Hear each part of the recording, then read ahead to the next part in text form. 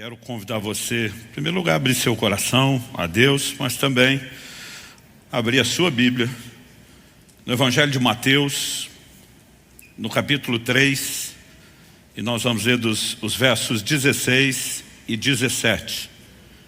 Evangelho de Mateus, capítulo 3, 16 e 17.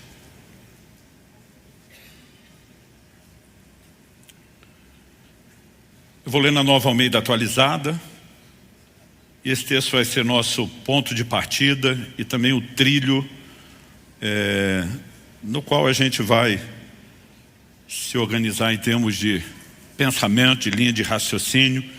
E antes disso, eu gostaria de orar com você.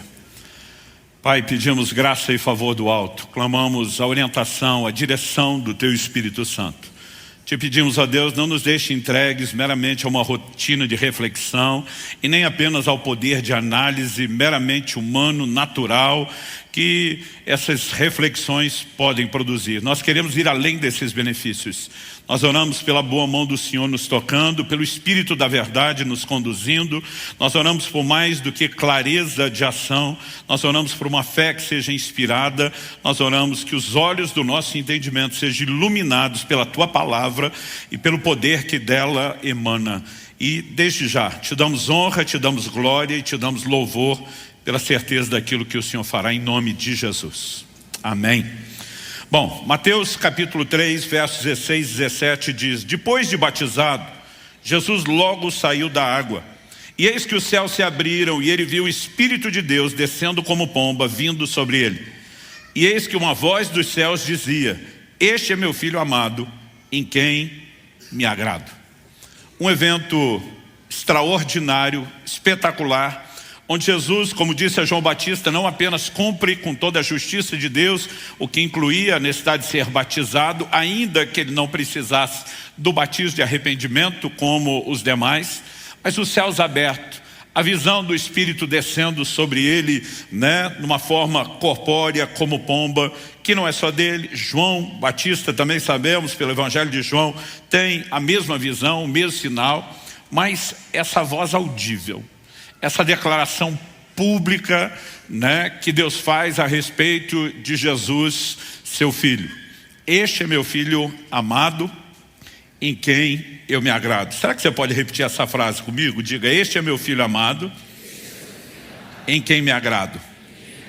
Há duas declarações, e é justamente nesses dois focos que eu quero colocar a ênfase do nosso ensino. Em primeiro lugar, Deus reconhece que Jesus é o Filho que Ele ama, o Filho amado. Mas Ele também faz uma declaração: é o Filho em quem me agrado. Basicamente, o que Ele estava falando a respeito de Jesus é que Ele era tanto amado quanto agradável. E esse é o tema da minha mensagem hoje: amado e agradável. Na verdade, nós percebemos só no Evangelho de Mateus que o Senhor faz outras duas declarações, que o Pai faz outras duas declarações sobre o Senhor Jesus do mesmo teor. Em Mateus, no capítulo 12, eu vou ler agora os versos 17 e 18, nós temos um registro. Isso aconteceu para se cumprir o que foi dito por meio do profeta Isaías: eis aqui o meu servo que escolhi, o meu amado, em quem minha alma se agrada. Farei repousar sobre ele o meu espírito, e ele anunciará juízo aos gentios. Então, o reconhecimento de que o Espírito repousaria sobre ele, somado a essa declaração do livro de Isaías, de que não apenas era o servo escolhido, aqui há uma aplicação direta como filho amado, mas também aquele em quem Deus se agradava. Na primeira passagem que lemos, Mateus 3, nós temos uma declaração personalizada de Deus. Aqui em Mateus 12, nós temos a aplicação de uma porção da Escritura. E evidentemente o Espírito Santo, guiando o evangelista Mateus, está dizendo: em Cristo nós temos o cumprimento dessa palavra. Mas há um terceiro momento que acontece quando Jesus está orando no monte, que nós apelidamos de um monte da transfiguração. Há divergência sobre qual seria o monte, mas evidentemente não existe um monte chamado da transfiguração. É apenas uma referência, E para nós é muito mais para falar da experiência do que necessariamente do local geográfico. Ali, em Mateus 17:15, nós lemos: falava ele ainda, uma referência a Pedro, quando uma nuvem luminosa os envolveu. E eis vindo da nuvem uma voz que dizia: este é o meu filho amado, em quem me agrado. Escutem o que ele diz. Então agora, assim como no primeiro texto de Mateus 3, do batismo de Jesus, novamente, o Pai Celeste fala de uma forma audível, não para toda a audiência anterior do dia do batismo, mas aqui o apóstolo Pedro ouve, essa declaração, e mais uma vez, Deus está sustentando as mesmas duas verdades. Jesus é o Filho amado, em quem Ele se agrada. E o que eu quero te mostrar é que esses dois aspectos, amado e agradável, são dois elementos chaves no nosso relacionamento com Deus. E eu quero te provar hoje, construindo o que eu quero chamar de doutrina bíblica, porque a gente quer trazer embasamento bíblico para isso, que são dois elementos importantíssimos, que eles não são divergentes, que eles não são excludentes, mas que na verdade eles são complementares. E que isso não deveria apenas ser encontrado na vida de Jesus, mas são dois elementos que precisam estar presentes na minha e na sua vida. A Bíblia fala muito sobre sermos amados por Deus.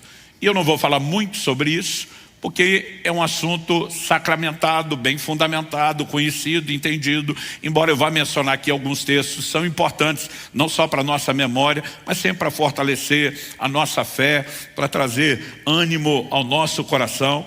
Mas a mesma Bíblia que fala que somos amados por Deus, nos apresenta o que eu quero classificar aqui de uma doutrina. Doutrina é um conjunto de ensinos que pode ser organizado, sistematizado.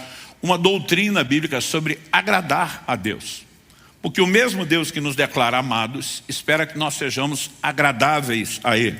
Então, Paulo em 1 Tessalonicenses, no capítulo 4 e no verso 1, ele diz: finalmente, irmãos, pedimos a vocês e os exortamos no Senhor Jesus que, assim como aprenderam de nós, ou seja, Paulo já tinha pregado e ensinado essas coisas quando esteve com esses irmãos de Tessalônica. Assim como aprenderam de nós a maneira como devem viver e agradar a Deus, e efetivamente o estão fazendo, vocês continuem progredindo cada vez mais. Então, a primeira coisa que Paulo fala para os irmãos de Tessalônica: vocês aprenderam de nós sobre uma maneira de viver e agradar a Deus. Existe um padrão comportamental envolvendo a vida cristã. O que é óbvio, dispensa qualquer necessidade de debate quando você vê todo o volume de orientações, não só dos evangelhos, mas principalmente das epístolas, sobre o comportamento do cristão em todas as áreas. A ênfase bíblica do comportamento do cristão não tem a ver com mérito. Nenhum de nós é salvo por merecimento. Somos salvos pela graça, experimentamos isso por meio da fé.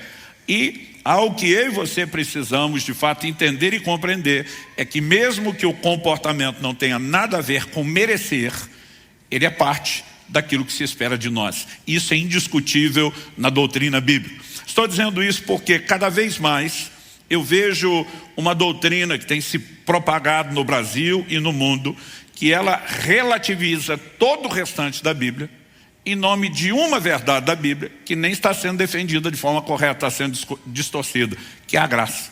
Então, de vez em quando eu vejo gente falando assim para mim: cara, não entendo você querer viver esse lugar de dedicação a Deus, quando, na verdade, se você entender a graça, você não precisa disso. Eu olho e falo: como é que é? Outro dia um falou assim para mim: cara, eu não entendo essa sua pegada de jejum, de devoção em Deus, parece que você quer merecer algo. Eu falei: não tem nada a ver com eu tentar merecer. Eu sou alvo do amor incondicional de Deus. Tem a ver com o que Ele merece. O que nós não podemos confundir é que, embora esforço não nos torne merecedores de nada, achar que Deus não merece resposta de tudo aquilo que Ele tem feito por mim e por você. E eu quero te mostrar ao longo da mensagem que essas coisas precisam ser distinguidas. O fato dele olhar para Jesus e dizer: eu amo você, não significa que ele não queira se agradar naqueles que ele ama. E o que eu quero te mostrar é que tem gente amada por Deus que não está agradando a Deus. Uma coisa não deveria excluir a outra. Nós deveríamos unir essas duas num combo, assim como Jesus, que leve o Senhor com um sorriso no rosto e de boca cheia falar o mesmo que foi dito de nós: meu filho ou minha filha amada, meu filho, minha filha em quem eu me agrado. Porque essas coisas não precisam excluir uma da outra.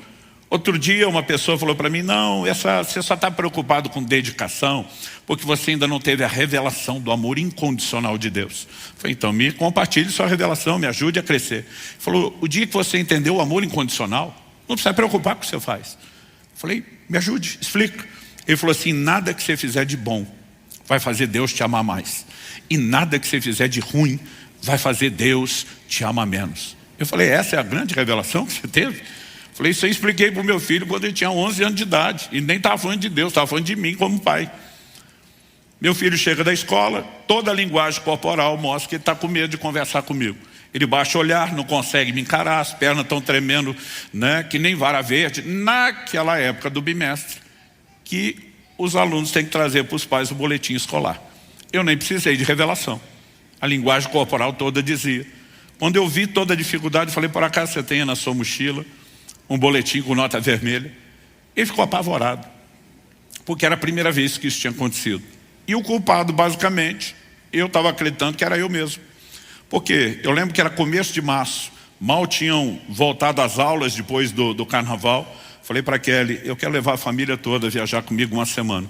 Meu ritmo está muito intenso, eu preciso desse tempo. Ela falou, vai prejudicar o Israel, as aulas já voltaram. Kelly, como orientadora pedagógica, sempre levou isso mais a sério do que eu. Falei, olha, eu estou disposto a lidar com qualquer consequência.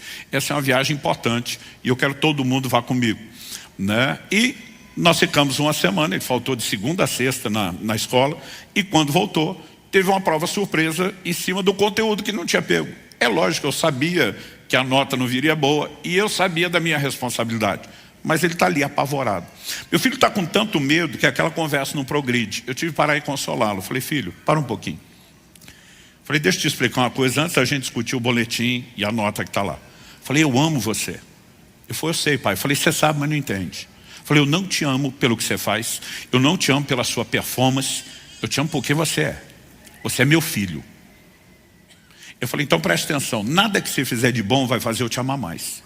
Nada que você fizer de ruim vai fazer eu te amar menos. Pensa no rostinho que iluminou com o consolo. Aquele desespero foi saindo. Mas ao mesmo tempo que o consolo foi chegando, eu vi uma cara de malandragem entrando. Ele não perguntou, mas estava estampado na testa dele. Era evidente que ele estava pensando, então liberou geral.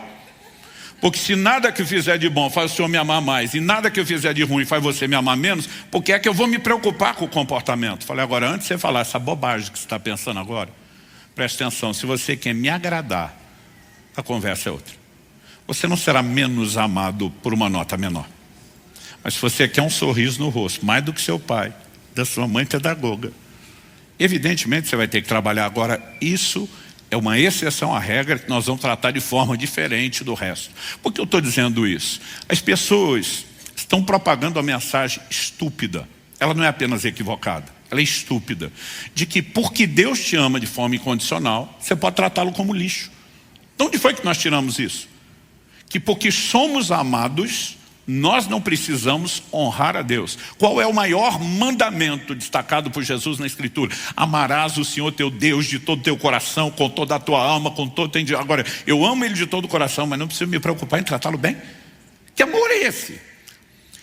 Então, ao olhar para a Escritura bíblica, eu percebo que nós precisamos de uma construção clara. E eu quero começar trabalhando, em primeiro lugar com vocês aqui, que não podemos confundir ser amado com ser agradável. São duas coisas distintas.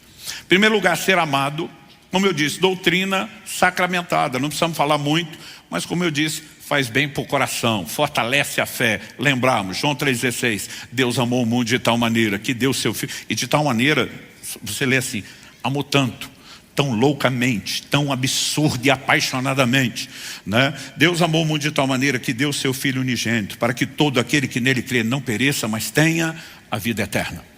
Você vai olhando para as Escrituras, me permita citar, só em Romanos, nós temos pelo menos 5 declarações que tinham que deixar eu e você extasiados com o amor de Deus. E por ordem, eu vou seguir a sequência cronológica de aparecimento das frases. Romanos 1,7, a todos os amados de Deus que estão em Roma. Ele está ainda endereçando a carta no início da saudação inicial. A todos os amados de Deus que estão em Roma, chamados para ser santos. Primeiro somos chamados de amados de Deus, isso é inquestionável. Mas não é porque somos amados por Deus que não somos chamados a responder ao Deus que nos amou e salvou, um crescimento de santidade. Segunda coisa, Romanos, ou declaração 5:8.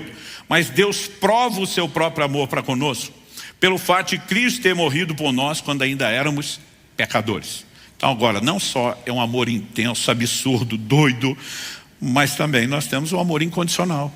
Ele nos amou quando éramos pecadores. O mesmo capítulo 5, eu não vou ler todos os versículos, diz que Ele nos amou quando ainda éramos seus inimigos. Paulo vai dizer, pode até ser que pelo justo alguém se anime a morrer, mas Ele nos amou quando éramos seus inimigos. Ou seja, o amor de Deus não depende do nosso comportamento. Ele é incondicional. Quantos são gratos a Deus por isso? Em Romanos, no capítulo 8, no verso 32, a Bíblia mostra que Deus já fez o que fez, até onde Ele está disposto a ir. Romanos 8:32, Paulo diz, se Deus não poupou, nem mesmo a seu próprio Filho, antes o entregou por amor de nós, como não nos dará juntamente com Ele todas as coisas? Traduzindo, se Deus deu Jesus, Ele faz qualquer loucura por você, crente. O amor de Deus é imensurável. E é por isso que em Romanos 8:35, Paulo pergunta, quem nos separará do amor de Cristo? Então esse amor é incondicional, esse amor, é absurdo, imensurável, esse amor é infinito, eterno e incessável. E depois de fazer a pergunta, quem nos separará do amor de Cristo, no verso 35, do 37 ao 39 de Romanos 8, Paulo diz, em todas essas coisas, porém, somos mais que vencedores por meio daquele que nos amou. Na hora de se referir por meio de quem somos vencedores, ele só poderia dizer por meio de Deus, por meio do Senhor, mas por meio daquele que nos amou. E aí ele retoma o assunto da pergunta, quem nos separará do amor de Cristo? Porque eu estou bem certo, e essa convicção, essa revelação tem que estar dentro de cada um de nós, do amor incondicional, do amor incessante, do amor infalível de Deus, porque eu estou bem certo de que nem a morte, nem a vida, nem os anjos, nem principados, nem as coisas do presente, nem do porvir, nem os poderes, nem a altura, nem profundidade, nem qualquer outra criatura poderá nos separar do amor de Deus que está em Cristo Jesus nosso Senhor. Amados por Deus. Entender isso mexe profundamente com o seu senso de identidade, com a sua percepção de valor. E é inquestionável que Deus não apenas nos ama com amor incondicional, mas que Ele também não faz acepção de pessoas. A gente viu que a maior expressão do amor de Deus leva a Deus doar Jesus para a salvação de todo mundo. Quem Deus deseja seja salvo? 1 Timóteo 2,4 diz que Deus deseja que todos se salvem e cheguem ao pleno conhecimento da verdade. Então Ele nos ama a todos igualmente. Atos capítulo 10, verso 34 e Romanos 2,11 diz que Deus não faz acepção de pessoas.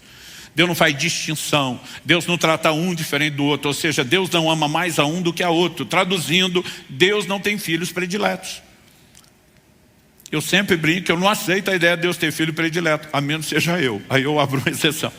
Não, mas brincadeira à parte, o que eu e você precisamos entender, tudo que Deus já manifestou, expressou do amor dele por um, é o que todo mundo tem direito. Então não só o amor é incondicional, não só é infalível, é um amor sem distinção. Todo mundo tem direito de experimentar as mesmas coisas. Agora, a pergunta é, embora todos sejam igualmente, infalivelmente e incondicionalmente amados por Deus, todo mundo está agradando a Deus? E a resposta dada pela própria Escritura é não.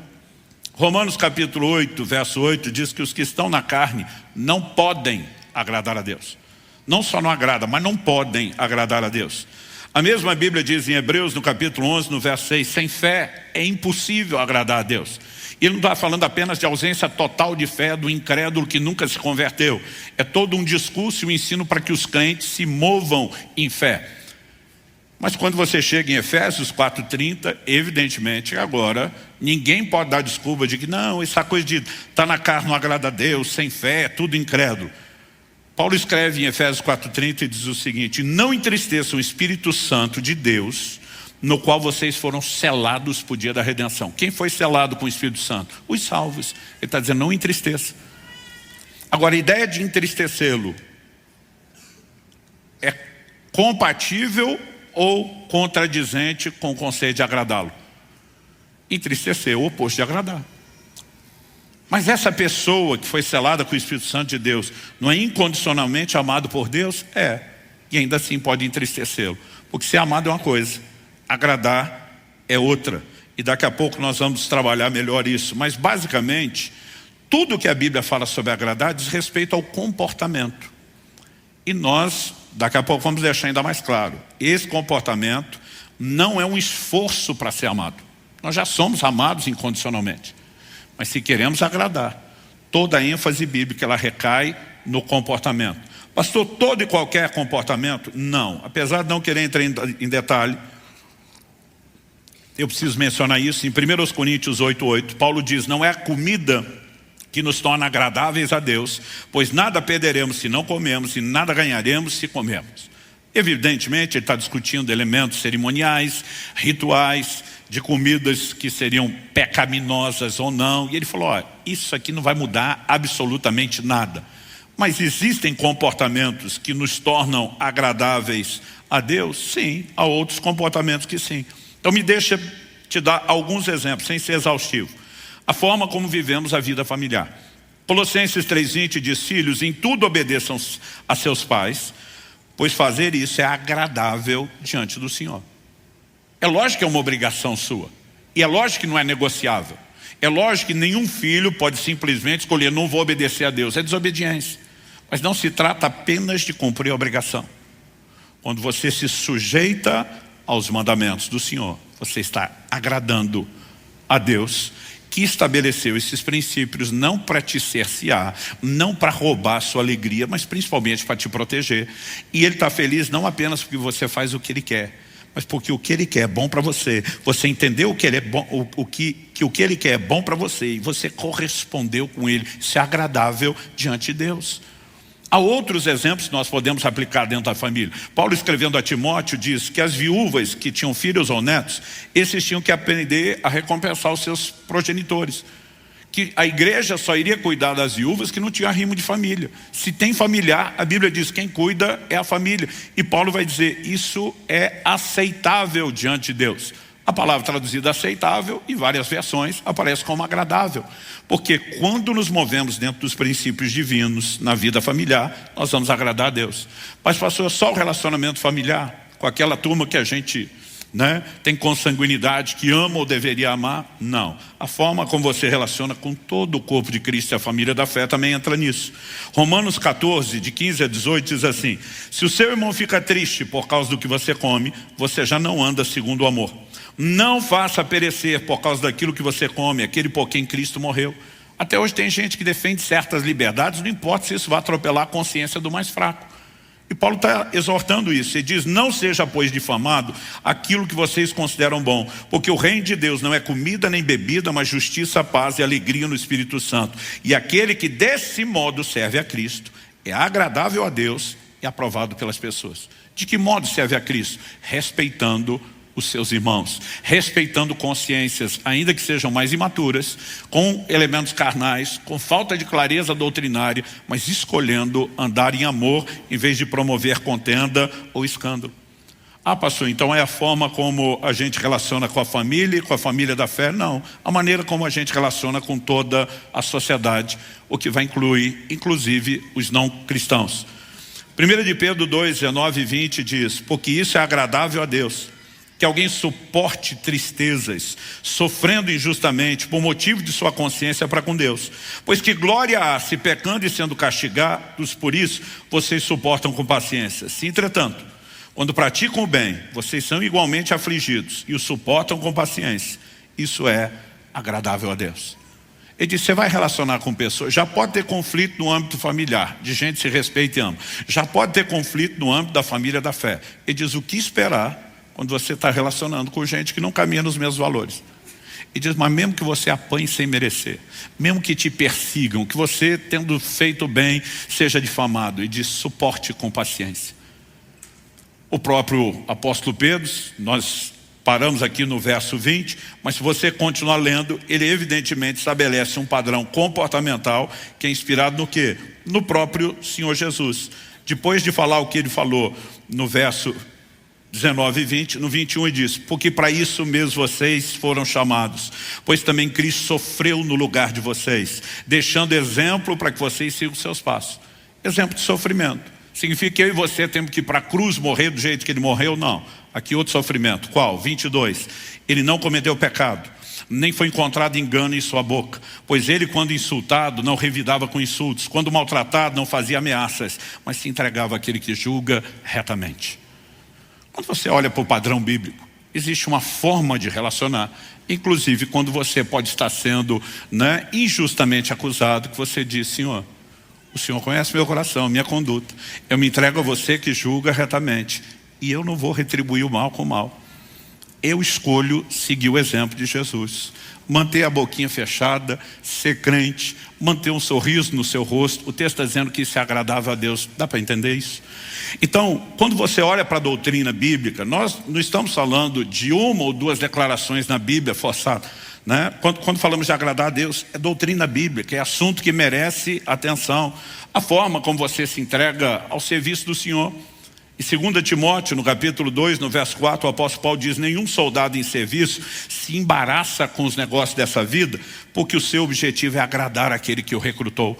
Então, a gente vai viver nesse mundo, não tem como sair desse mundo, não tem como evitar os negócios dessa vida. A gente diz: nossa vida não fica amarrada aqui a ponto de não poder servir a Deus. Por quê? Porque queremos agradá-lo. Toda essa questão de agradar é comportamental. Agora, dito isso, em segundo lugar, eu quero fazer uma pergunta. O que determina o nosso destino, os resultados que eu e você teremos, não é o amor incondicional de Deus. Nós precisamos entender que são as nossas escolhas e a maneira como interagimos ou não com o amor incondicional de Deus. Porque o amor incondicional de Deus nos oferece um destino, mas não o determina. Então vamos lá para João 3,16. Deus amou o mundo de tal maneira que deu o seu Filho unigênito. O que ele está oferecendo? Um destino para nós. Qual? Para que todo aquele que nele crê não pereça, tenha vida eterna. Ele está dizendo: porque amo vocês de forma incondicional, estou oferecendo salvação. Agora, todo mundo é amado incondicionalmente por Deus, sem distinção, porque deseja todos se salvem. Mas todo mundo vai ser salvo? Não. Porque as pessoas não são salvas apenas porque são incondicionalmente amados. O amor incondicional oferece o destino, mas não determina. O próprio texto, a fala de Jesus diz: para que todo aquele que nele crê não pereça. Se crê, se você interagir, você abraça o destino oferecido pelo amor incondicional. E se não crê? João 3,18 diz: não crê, está condenado. Porque não é o amor incondicional que determina, oferece, mas não determina o seu destino, nem os resultados. E aqui nós precisamos entender que é nesse elemento de interação que agradar a Deus entra. Ou seja, a decisão de agradá-lo e não o fato incontestável de ser amado é que determina o estilo de vida que você vai ter. Quais são os seus resultados? O apóstolo Paulo começa em 1 Coríntios 10, falando para uma igreja de gentios da nova aliança, fundamentado no tempo da graça. Não quero, irmãos, que ignoreis que os seus pais, aí vai falar desde os patriarcas, daquela geração que sai do Egito, e ele vai estabelecer que toda a forma de Deus lidar com eles é um paralelo para a forma como ele trata conosco. Ou seja, ele não está, como alguns querem, em nome da graça, descartando todo o Antigo Testamento e dizendo que não há correlação ou aplicações do lado de cá. E aí você tem um paralelo interessante. Por exemplo, quando Deus tira aquela geração de israelitas do Egito, da escravidão, com o propósito de levá-los à terra prometida, ele diz que isso é uma manifestação do amor dele. Deuteronômio 4, versos 37 e 38. Falando de Deus, da parte de Deus, Moisés diz: porquanto amou teus pais, escolheu a sua descendência depois deles, te tirou do Egito, ele mesmo, presente com grande força, para lançar diante de ti nações maiores e mais poderosas do que tu, para te introduzir na sua terra e te dar por herança, como hoje se vê. Por que é que Deus os tira de lá e quer introduzir na terra que mana leite e mel? Porque amou vocês, amou os seus pais. Então, esses israelitas eram amados por Deus, inquestionavelmente. Agora a pergunta é: entraram na terra prometida? Resposta: não. A próxima pergunta: por que não? 1 Coríntios, capítulo 10, verso 5 diz: mas Deus não se agradou da maioria deles, razão pela qual ficaram prostrados no deserto. Eram amados a ponto de receber a oferta de um destino de entrar na terra prometida. Mas porque Deus não se agradou deles, eles não experimentaram o destino que Ele, no seu amor incondicional, ofereceu. E aliás, o verso seguinte, o 6, depois de falar que Deus não se agradou, e essa é a razão pela qual ficaram prostrados no deserto, o verso seguinte, o 6 diz, ora, essas coisas se tornaram exemplos para nós. Que tipo de exemplo? Toda a lógica é que a gente não tropece como eles tropeçaram. Ou seja, que a gente não caia no engano de achar que porque somos amados, não precisamos agradar. Quem está entendendo? Então, são questões distintas. E nós precisamos entender que agradar a Deus tem a ver com a conduta. Ser amado, não. Nada que você fizer, de bom ou de ruim, vai fazer você ser mais ou menos amado. Mas o que você faz de bom ou de ruim, vai agradar ou desagradar. E o departamento de agradar, embora não tenha a ver com mérito, tem a ver com conduta. E quando a gente fala da conduta, dá para dividir isso em dois elementos que precisam também ficar claros. Comportamento, que são as ações que externamos, e motivação. Razões que nem sempre aparecem, motivos interiores que nem sempre aparecem nas nossas ações externas. Vamos começar do comportamento. Colossenses 1, 9 e 10. Paulo diz, por essa razão também nós, desde o dia em que soubemos disso, não deixamos de orar por vocês e de pedir que transbordem do pleno conhecimento da vontade de Deus em toda a sabedoria e entendimento espiritual. Não deixamos de orar por você. Pensa num cara que está lutando em oração pelos colossenses. Por que motivo? Verso 10. Dessa maneira, orando por vocês, alcançando os resultados dessa oração, dessa maneira, poderão viver de modo digno do Senhor, para o seu inteiro agrado, frutificando em toda a boa obra e crescendo no conhecimento de Deus. Não só a Bíblia fala que é para agradar a Deus, mas o inteiro agrado. Tem a medida cheia que dá para agradar. E isso, ele diz, tem a ver com viver de modo digno do Senhor. Daqui a pouco eu vou mexer nesse assunto e departamento, mas vale destacar isso. Quanto à motivação, em 1 Tessalonicenses 2, 3 e 4, o apóstolo Paulo diz, pois a nossa exortação não procede de erro ou de intenções impuras, nem se baseia no engano. Pelo contrário, visto que fomos aprovados por Deus a ponto de Ele nos confiar o Evangelho, assim falamos não para agradar as pessoas, e sim para agradar a Deus que prova o nosso coração. Por que está falando do Deus que prova o coração? E for agradar as pessoas, você pode ter um comportamento externo teatral. E algumas questões de dentro podem não ser vistas ou percebidas. Mas Paulo está defendendo é o lado de dentro. E diz, a nossa exortação não procede de erro. Ele diz, não vem de intenções impuras, não tem engano. Ele diz, não tem teatro aqui. E ele falou, por quê? Porque a nossa preocupação não é agradar pessoas. Você pode agradar pessoas com teatro, escondendo motivações. Mas de Deus você não esconde motivação nenhuma. Ele conhece todas as coisas. Ele está dizendo o que nós queremos é agradar a Deus, que examina profundamente o coração. Então, embora a gente fale de comportamento, temos que partir da premissa de que isso parte de um coração correto que transborda. Estou dizendo isso porque, como nunca, eu tenho visto grupos cada vez maiores e crescentes atacando todo e qualquer forma de ensino, de dedicação a Deus. Como se a gente estivesse ultrajando a graça, a fé, né? Como se a gente estivesse simplesmente tentando pregar merecimento. Quando nós falamos de uma resposta a Deus, nós não estamos falando do nosso mérito. Nós estamos falando do mérito dele. Então, nada que você fizer de bom vai te fazer merecedor de ser mais amado. Agora a pergunta é, o Deus que te amou incondicionalmente não merece ser bem tratado por você? Então você pode cuspir na cara dele, tratá-lo como lixo só porque você é incondicionalmente amado?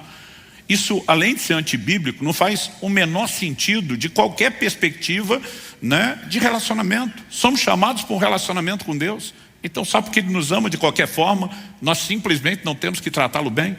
Onde ficaria, dentro dessa perspectiva, aquilo que Jesus classifica de um maior mandamento, amá-lo, não só amá-lo, de todo o coração, com toda a nossa alma, com todo o nosso entendimento, com todas as forças. Não é para amar, mas não é para agradar. Eu simplesmente fico tentando perceber o que é esse malabarismo doutrinário onde entramos. A coisa deveria ser simples desde o início. A Bíblia é a nossa regra de fé, prática e conduta. Você pode dizer amém? Então, ela determina o que a gente crê. Agora, as pessoas estão escolhendo como elas querem acreditar e viver, e depois que elas fecham um acordo sobre isso, agora vamos tentar fazer a Bíblia dizer o que a gente acredita. E é evidente que esse monte de bobagem que vem sendo dito não se sustenta. O problema é que nós não queremos apenas pensar certo.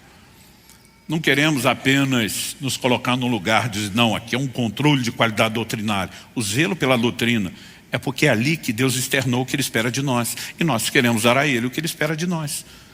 Nós não queremos ser enganados. Mas que fique a advertência. O golpe está aí, cai quem quer. Isso não está na Bíblia, fique bem claro.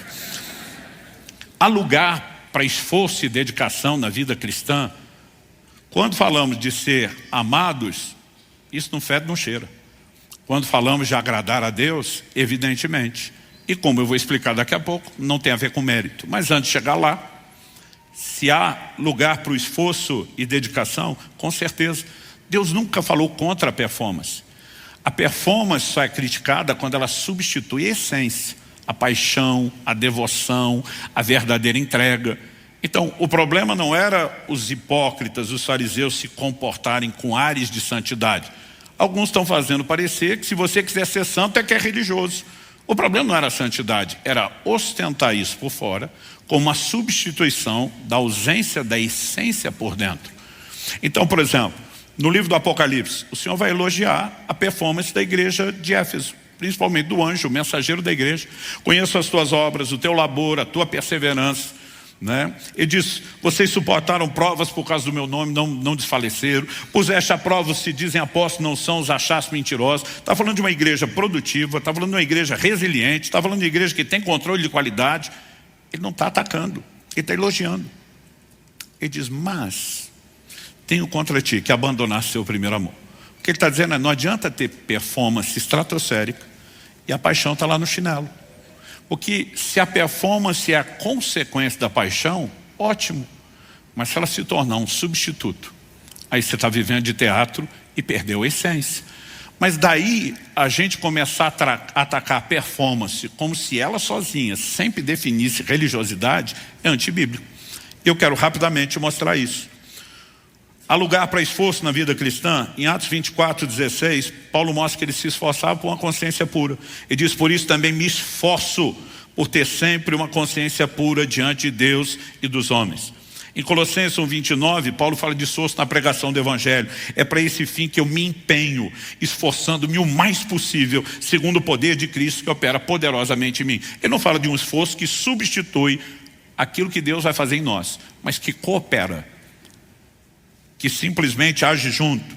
Efésios 4:3, ele ensinava os outros a fazerem o mesmo, esforçando-vos diligentemente por preservar a unidade do Espírito no vínculo da paz. Ele não só nos chama ao esforço, mas fala diligência, cai para dentro, dedicação, empenho. Então, olhando para a Escritura, não dá para negar a importância da diligência. O apóstolo Pedro diz em 2 de Pedro, capítulo 1, verso 5, por isso mesmo vós, reunindo toda a vossa diligência. Ele falou, não pega nada pela metade, não pega ela parcial, junta tudo que você conseguir aí dentro de você. Reunindo toda a vossa diligência, associai com a vossa fé a virtude, com a virtude o conhecimento. Os próximos versículos ele vai falar ao conhecimento, domínio próprio e várias virtudes. Por que eu estou dizendo isso? Hoje em dia você vai ver as pessoas dizendo, você não precisa de nada, só precisa de fé. Eu digo, de onde saiu essa conversa?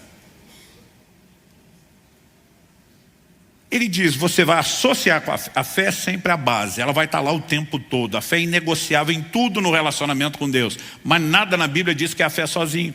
Hebreus 6:2 diz que nós temos que nos tornar imitadores dos que pela fé, e perseverança é a nossa promessa. Vai tentar crer sem perseverar para ver onde é que você vai chegar. Aqui ele está dizendo, associa a fé já está lá. A virtude, o conhecimento, o domínio próprio. Lá na frente ele vai dizer, porque em vós, havendo e abundando essas coisas, não só a fé, é que vos será amplamente concedida a entrada no reino eterno de nosso Senhor e Salvador Jesus Cristo. Mas o Evangelho é simples, gente, o Evangelho é simples. Não confunda o simples com simplista. Eles estão tentando simplificar o que nunca existiu. E diz, não, se você só crê, não precisa mais nada. Ele diz, pega a sua fé, bota toda a diligência, usa as outras coisas que Deus está colocando e viva uma vida diferenciada que honre e dignifique o Evangelho que te deu dignidade um dia. Em 2 de Pedro 1:10, 5 versículos à frente, ele termina dizendo, por isso, irmãos, e por isso aqui é a conclusão, procurem com empenho, outra tradução em vez de empenho diz diligência, dedicação, procurem com empenho cada vez maior mas já não reunir toda a diligência, tudo que você tinha até agora. Quando chegar lá na frente, você vai ter que ter crescido e vai ter que ter ido além do que você já tinha, com um empenho cada vez maior, confirmar a vocação e eleição de vocês, porque fazendo assim vocês jamais tropeçarão. É lógico que a eleição, a vocação, são todas coisas que nós cremos, que respondemos, mas a Bíblia diz, confirme ela com a sua dedicação, que é a expressão interativa da sua fé, uma fé que também se manifesta com obras, com ações, com conduta. Então, eu e você precisamos entender, se em primeiro lugar, eu fiz questão de dizer que não podemos confundir ser amado com agradável. O segundo, questionamos o que determina destino e resultados, e aí nós vamos falar do esforço, da dedicação e empenho de agradar a Deus. E terceiro e último lugar, eu quero trabalhar a essência da mensagem por trás da distinção entre ser amado e ser agradável. Eu mencionei no início que um dia alguém falou o seguinte, não adianta você se esforçar, você não vai merecer nada. Eu falei, eu não me esforço porque eu mereço, ou porque eu preciso merecer. Eu me esforço ou me dedico porque Ele merece. Seria estupidez acreditar que Ele não merece uma resposta. E segundo aos Coríntios 5,14, Paulo diz, o amor de Cristo nos constrange. Esse amor incondicional, esse amor infalível, esse amor que simplesmente não faz acepção de pessoas, nos constrange. Qual o constrangimento? Paulo diz assim, julgando nós isso, se um morreu por todos, logo todos morreram. O que é a ideia do todos morreram? Não é apenas posicionalmente nele, todos. Ele diz assim, se um morreu por todos, logo todos morreram. E os que agora vivem, pela morte e sacrifício dele, não podem mais viver para si. Tem que viver para aquele que por eles morreu e ressuscitou. Isso está falando de uma resposta de amor. Aonde foi que eu e você lemos que porque Deus nos amou de forma incondicional, a gente não tem que ter resposta. Jesus nos ensina em Lucas 7 sobre quem teve uma percepção de perdão maior da dívida vai amar mais. O tempo todo nós não somos ensinados a retribuir o amor. João escreve e diz, nós o amamos porque Ele nos amou primeiro. Evidentemente que o amor incondicional é dele, nos alcança quando nós não temos nenhuma resposta. Agora, daí é deduzir que você não deve resposta para ele. Não é só um insulto à doutrina bíblica, é um insulto à inteligência. Eu costumo dizer, tem certas declarações sendo feitas por aí, que não é mais só falta de conhecimento teológico, é falta de uma cinzenta. Não pode ser outra coisa. Só que esse engano maligno está tentando permear o nosso meio, né? E as pessoas estão dizendo, não, se você entender a graça e a fé, você não precisa fazer nada. Eu digo, não precisa fazer para ser amado, não precisa fazer para ter mérito, mas não deve honrar aquele que te honrou, você não deve dignificar o evangelho que te dignificou quando você não tinha nenhuma. Isso é contradição bíblica. Ser amado por Deus fala da importância que nós temos aos olhos dele. E o crente que entra nessa revelação, e ela tem que ser crescente, cada vez mais ele vai para um lugar onde nada vai alterá-lo. Davi chega ao ponto de dizer no Salmo 27:10, ainda que meu pai e minha mãe me desamparem, o Senhor me acolherá. Sabe o que? Pai e mãe são os últimos a desistir, gente.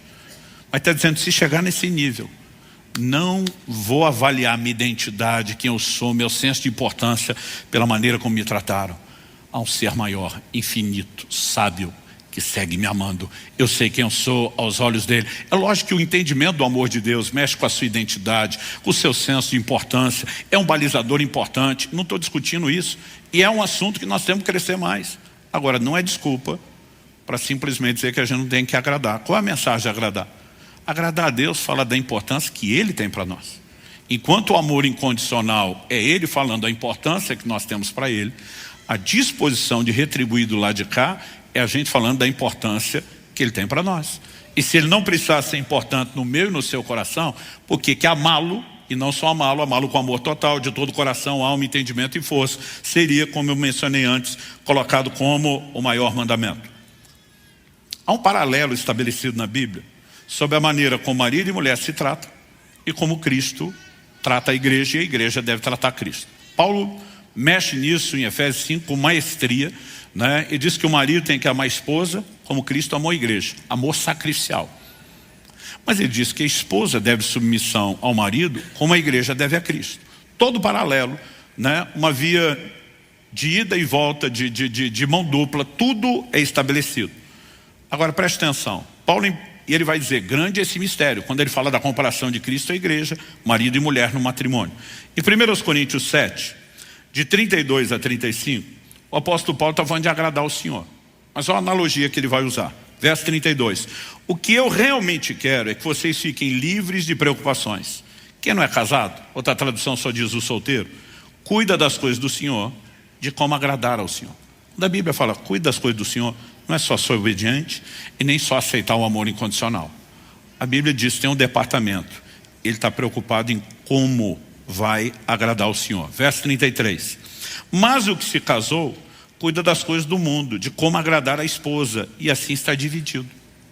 É só o marido em relação à mulher? Não. Também a mulher, tanto a viúva como a virgem, cuida das coisas do Senhor, e vai fazer o paralelo com o solteiro mencionado antes, para ser santa assim no corpo como no espírito. Mas a mulher casada se preocupa com as coisas do mundo, de como agradar ao marido. Então se espera que dentro de um casamento, e essa é a perspectiva bíblica, marido e mulher não apenas se amem, mas decidam agradar. Agora eu fico tentando imaginar, com quase 29 anos de casado com Kelly, se eu só falasse para ela, olha, eu amo você, eu já provei isso, escolhendo você, cuidando de você, te oferecendo tudo melhor. Não espere que eu me preocupe a cada dia em colocar um sorriso no seu rosto. Quem de nós ia olhar para isso e dizer, isso é sensato? Ninguém. E não importa o quanto ela saiba que é amada, o quanto já declarei, eu vivo procurando formas e maneiras de agradá-lo. Qualquer um vai entender isso no relacionamento. E nós precisamos de fato entender que a Bíblia transfere esse paralelo para com Deus, sobre agradar a Deus, da mesma forma. Verso 35, digo isso para o próprio bem de vocês, não para impor limitações, mas tendo em vista o que é decente, para que vocês possam se consagrar ao Senhor sem distração alguma. E vou ler o verso 35, não para impor limitações, porque quando você começa a falar dessa resposta de amor, de agradar a Deus, aí vem aquele time vacinado dizendo, está aí o bando de religioso, legalista, querendo impor limitações na vida cristã. Paulo diz, não é limitação. Ele só falta chamar quem classifica isso de estúpido. Ele diz, é para ampliar, é para melhorar o seu relacionamento com Deus, é para te levar para um lugar de profundidade, de intimidade dele, porque não há relacionamento sem a clara intenção de agradar. Quem está entendendo? O próprio Jesus, que eu comecei citando como exemplo, amado e agradável, não, você está separando o agradável do amado como se isso tivesse a ver com aquilo que a gente faz e não com aquilo que é. Não, é a Bíblia que diz isso. Não é eu que estou dizendo isso. Em João 8, 29, o próprio Jesus diz assim, e aquele que me enviou está comigo e não me deixou só. Por quê? Porque é uma conjunção explicativa, uma palavra de ligação, de raciocínio está sendo construído, a conclusão que se chega. Por que ele não me deixou só? É apenas porque eu sou amado pelo que sou? Não. Ele diz o seguinte, porque, e essa ênfase agora é importante, eu faço sempre o que lhe agrada. Essa palavra traduzida fazer, é a palavra grega poieu, significa fazer, produzir, construir, formar, modelar, ser o autor de, manufaturar, tornar pronto, preparar, produzir. Não há jeito de você desassociá-la de obras. E ele está dizendo, eu agrado com obras. Sou amado porque aos seus olhos são importantes, mas porque ele é para mim. Todo o meu trabalho é demonstrar que eu também o trato como alguém importante. Quem está entendendo isso? Deus não se agrada de qualquer comportamento dos seus filhos, embora continue amando. Eu falei antes que o amor incondicional de Deus oferece, mas não determina o destino. Então Deus amou o mundo, quer que todos se salvem.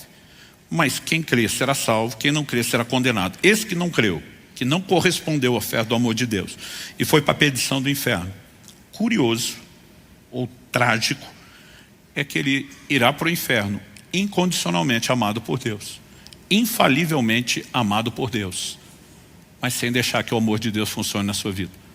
Porque eu e você precisamos entender que mesmo quando o amor não afeta o nosso destino, não significa que Deus deixou de amar. Então defender que só porque somos incondicionalmente amados podemos viver de qualquer forma, eu repito, não é só tolice, é abraçar deliberadamente uma proposta maligna de distorção das Escrituras. Então, olha o que Deus diz no livro de Hebreus, capítulo 12, de 5 a 7. Vocês se esqueceram da exortação que lhes é dirigida como a filhos. Filho meu, não despreze a correção que vem do Senhor. Nem desanime quando você é arrependido por ele, porque o Senhor corrige a quem ama e castiga todo filho a quem aceita. É para a disciplina que vocês perseveram.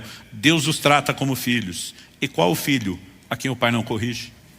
Toda vez que meus filhos me desagradaram, eu precisei tratar com eles. Mas eu os deixei de amar? Evidentemente que não. A correção é justamente o amor. É porque a gente se importa, é porque a gente não desiste. Então, nós precisamos entender que o departamento de agradar não tem nada a ver com de ser amado. Só que quando nós estamos agradando, o Deus que ama, diz: ei, porque eu amo, eu não vou te deixar largado, fazendo o que você quer, inclusive indo para longe de mim. Eu vou lutar por você e pelo seu melhor. Em Apocalipse 3, no verso 19, o próprio Jesus diz: eu repreendo e disciplino aqueles que amo. Portanto, seja zeloso e arrependa-se. Disciplino quem? Quem eu amo. Não deixou de amar, mas está disciplinando por quê? Se está feliz e está agradado porque, não importa o que você faça, quem você é agora, pelo sacrifício de Cristo, está tudo bem. Então, que bipolaridade é essa de Jesus? Repreender, dizer que disciplina, dizer seja zeloso, arrependa-se, ou seja, muda o seu comportamento, se para ele está tudo bem, do jeito que muitos estão tentando fazer a gente acreditar que está. Ao olhar para a Escritura, eu percebo que mesmo sendo amado por ele, eu e você precisamos agradá-lo. Isso significa entrar no modo de, não é tentar ser digno pelo comportamento. Nós somos dignificados pelo sangue de Jesus, pela graça, a bondade, a misericórdia de Deus. Quantos são gratos a Deus por isso? Mas é dignificar o Deus e o Evangelho que nos dignificou. Filipenses 1, 27, acima de tudo. Ele está dizendo, pega toda a instrução que eu estou dando, mas agora vamos lá para o patamar de cima. Acima de tudo, vivam de modo digno do Evangelho de Cristo. Olha Efésios 4:1, por isso eu, prisioneiro no Senhor, peço que vocês vivam de maneira digna da vocação que vocês foram chamados. Colossenses 1:10, que já lemos, dessa maneira poderão viver de modo digno do Senhor, para o seu inteiro agrado. 1 Tessalonicenses 2:11 e 12, vocês sabem muito bem que tratamos cada um de vocês como um pai trata os seus filhos, exortando, consolando, admoestando vocês a viverem de uma maneira digna de Deus, que o chama para o seu reino e glória. Onde é que está na Bíblia? Que eu e você não temos que dignificar Deus e o Evangelho, que nos deu dignidade. E ela não veio por obras. Ela veio por aceitar o amor incondicional, veio por aceitar a oferta do amor divino, mas requer de nós interação. Quem está entendendo, diga amém. Pastor, então há lugar para esforço e dedicação? Para ser mais amado, não. Para ter algum tipo de mérito, não. Para retribuir o amor e reconhecer o mérito de Deus, com certeza. Em 2 Coríntios 5:9, Paulo diz, é por isso que também nos esforçamos para ser agradáveis a Ele, quer presentes, quer ausentes. Para ser agradável, correr atrás do que Ele quer. Eu e você vamos ter que nos esforçar. Outro dia alguém falou para mim, não, se o dia que você entender a graça, você não está preocupado mais em agradar. Eu digo, eu acho que é o contrário. Porque Hebreus, capítulo 12, de vez em quando eu gosto de para alguns assim, a minha Bíblia, que sempre é irônico e sarcástico, porque supostamente era para ser a mesma coisa, mas é um jeito de dizer, talvez você não leu, diz em Hebreus 12, 28 e 29, por isso, recebendo nós um reino inabalável, retenhamos a graça, pela qual sirvamos a Deus de modo agradável, com reverência e temor, porque o nosso Deus é um fogo consumidor. A Bíblia está dizendo, servir a Deus de forma agradável, procurar ser agradável a Ele, é reter a graça. Não querer agradá-lo é que é desperdiçar a graça. Então que conversa é essa que a graça dispensa agradá-lo? Ela nos empodera para agradá-lo. Até porque tudo o que fazemos, embora tenhamos responsabilidade, Deus nunca confina somente ao nosso esforço. Em Hebreus 13, 20 e 21, mais ao final da epístola, nós vemos o escritor dizendo, ora o Deus da paz, que tornou a trazer dentre os mortos o nosso Senhor Jesus, o grande pastor das ovelhas, pelo sangue da eterna aliança, aperfeiçoe vocês em todo bem, para que possam fazer a vontade dEle. Que Ele opere em nós o que é agradável diante dEle, por meio de Jesus Cristo, a quem seja a glória para todos sempre. Amém. O aperfeiçoamento é nossa responsabilidade? É. Mas quando Ele diz, vos aperfeiçoe, tem a parte dEle. né? Quando ele diz para que possam fazer a vontade dele, evidentemente que eu e você não vamos fazer só com o nosso esforço. Quando ele termina dizendo que ele opere em nós o que é agradável diante dele, eu e você não vamos conseguir sozinho tudo o que é agradável. Nós dependemos de algo que ele faz. Agora, o que ele faz não substitui o que a gente tem que fazer. Ele nos empodera no cumprimento da responsabilidade, mas ele não faria no nosso lugar. Se fizesse, não precisaria mandar a gente fazer. Ou seja, a dedicação, ela tem que ser muito mais compreendida como uma interação com a graça, com a fé, do que uma substituição dela. Então, por exemplo, aquela geração da qual Deus não se agradou, não entrou na terra prometida. Hebreus 3,19 diz, vemos que não puderam entrar por causa da incredulidade. Aí em Hebreus 4,3, ele vai pegar toda essa ideia do lugar de descanso que eles não entraram, para falar do descanso que nos aguarda. E Hebreus 4,3 diz assim, nós porém que cremos, entramos no descanso. Você só acessa o que Deus tem pela fé. Pela graça sois salvos, Efésios 2,8, mediante a fé. Romanos 5,2, pela fé temos acesso a essa graça. Todo o depósito da graça só se acessa por fé. Então a Bíblia diz, como entramos no descanso? Nós, porém, que cremos, entramos no descanso. Hebreus 4,13. Agora o Hebreus 4,11, falando do mesmo descanso. Portanto, esforcemo-nos por entrar naquele descanso. Outro dia alguém falou, mas peraí, pastor, é fé ou esforço? Falei, o esforço é uma expressão prática da sua fé. Tiago fala de obras que não podem substituir a fé, mas ele fala de uma fé que se expressa por meio de obras. Não são obras de méritos, são obras que sinalizam, que externam a fé. E evidentemente o esforço é uma expressão da fé e não uma substituição dela. Por quê? Não é para merecer nada, a gente sabe que somos dignificados em Cristo, mas nós precisamos dar a devida resposta a Ele. Quem está entendendo, diga amém.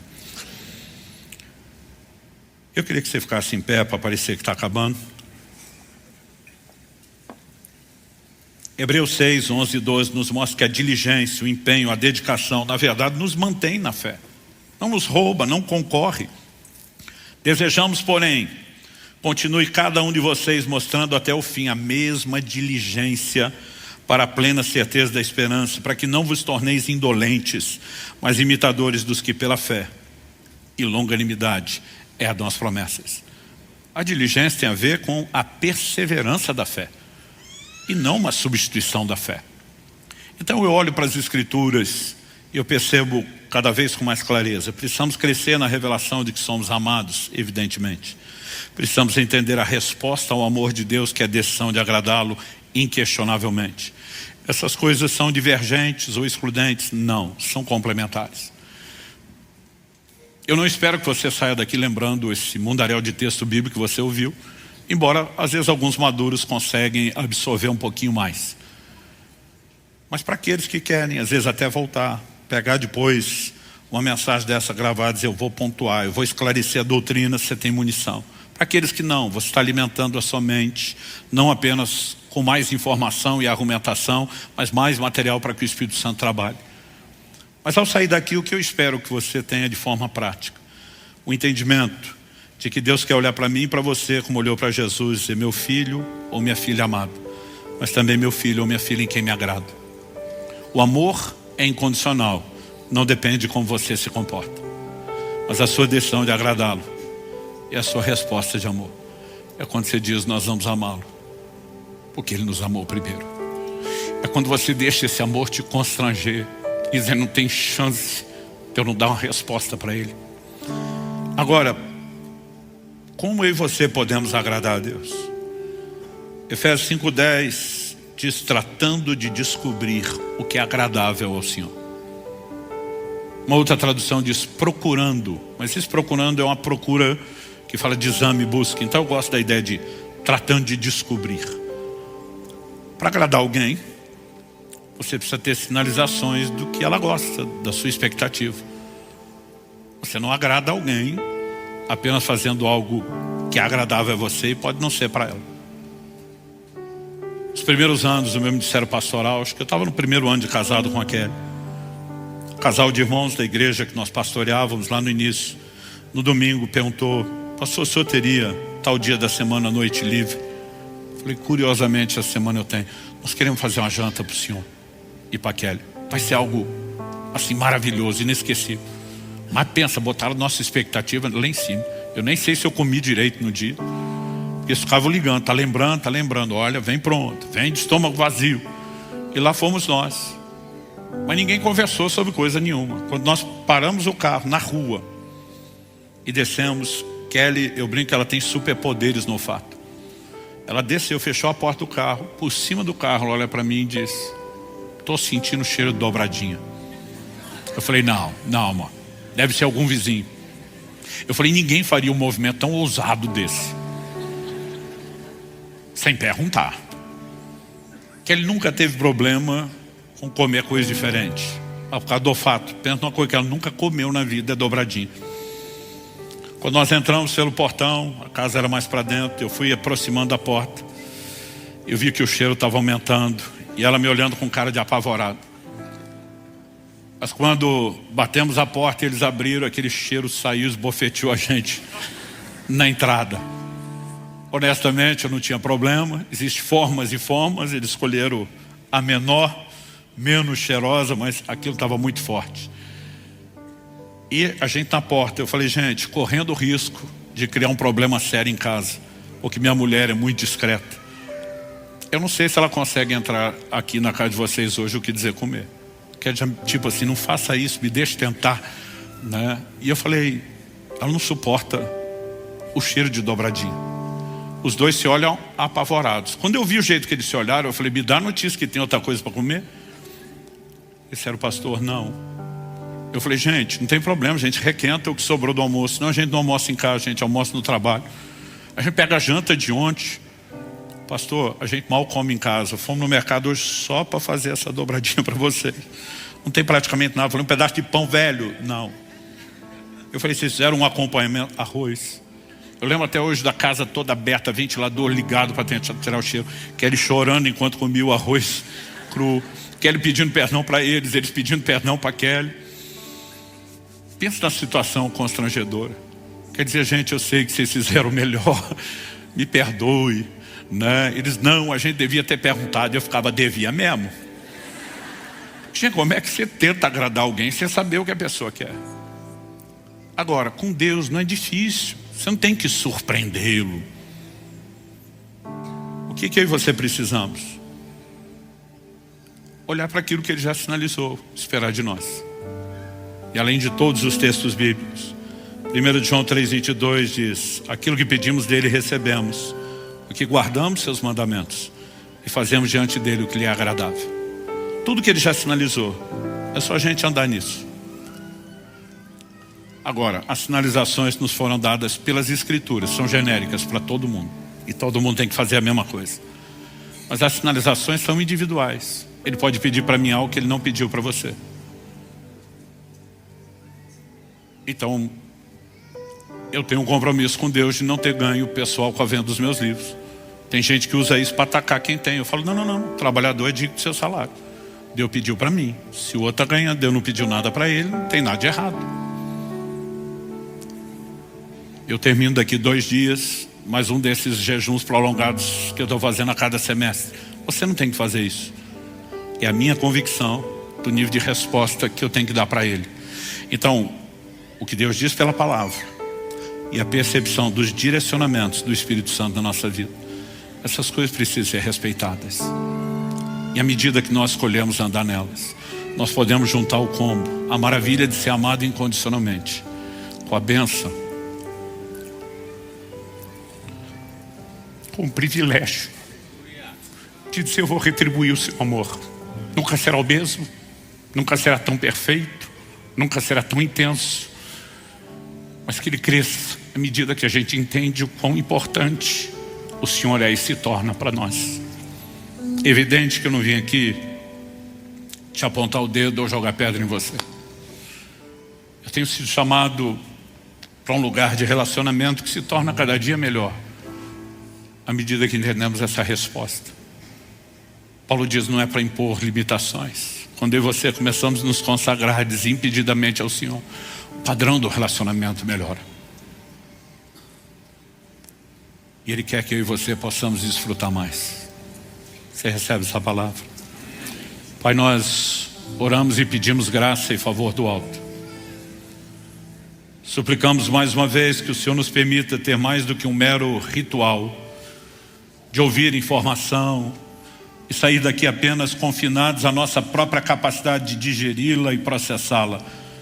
É lógico que não queremos ser irresponsáveis quanto à nossa parte, mas nós te pedimos mais do que isso. Trabalhe em nós pelo teu Espírito, traga entendimento espiritual, traga aplicação prática da tua palavra e ajuda-nos, Senhor, a não nos distrair e nem abortar aquilo que o Senhor começou. Que nenhum de nós te trate como uma torneira a ser fechada, um interruptor de uma lâmpada a ser desligado no final dessa reunião. Nós oramos não apenas por continuidade, nós oramos por progressividade em tudo aquilo que o Senhor tem feito nas nossas vidas. Abençoamos nossos irmãos e irmãs, crendo que o Senhor seguirá aprofundando o que já tem feito na vida de cada um de nós, e que possamos estar debaixo do mesmo nível de consciência que os irmãos de Tessalônica estavam quando Paulo lhes escreveu, que ele não só os tinha ensinado sobre isso, que eles não apenas efetivamente estavam procurando agradar a Deus, mas que nós, como eles, também possamos progredir cada vez mais e dessa forma dizer de boca cheia que somos não apenas amados, mas também agradáveis ao Senhor. Oramos em nome de Jesus. Amém. Abra sua Bíblia, por gentileza, no Evangelho de Mateus, no capítulo 28.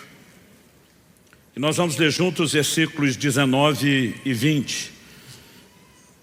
O Espírito Santo me incomodou bastante nos últimos dias para abordar um pouco mais um assunto importantíssimo dentro do Evangelho, que diz respeito à obediência. E eu quero tentar fazer isso em duas partes. Se Deus permitir, eu continuo domingo que vem. Eu vou tentar fazer de uma maneira que cada reunião o assunto tenha começo, meio e fim, mas ele vai fazer muito mais sentido com as duas partes do que só cada uma delas sozinhos.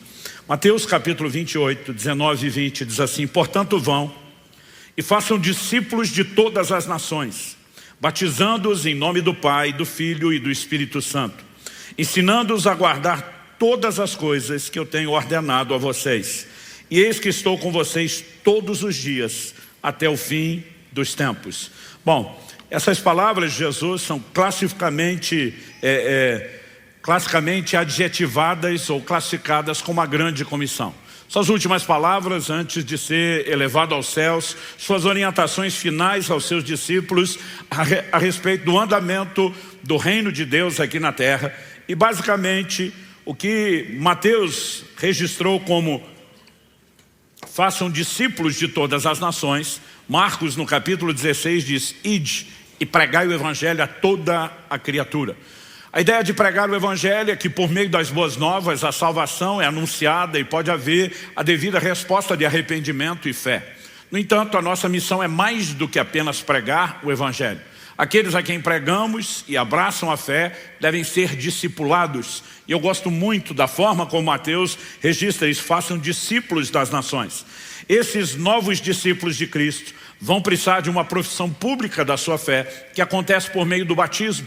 Então o Senhor Jesus também orientou a que nós batizássemos esses discípulos que foram feitos. Mas igualmente importante, não menos importante do que as orientações anteriores, é a que Jesus diz: ensinando-os a guardar todas as coisas que eu tenho ordenado a vocês. Em outras palavras, Jesus diz: o evangelho que eu quero que vocês anunciem comunica as boas novas da salvação, chama as pessoas a um compromisso de discipulado e de profissão pública do batismo. Mas esses novos discípulos têm que ser ensinados, orientados.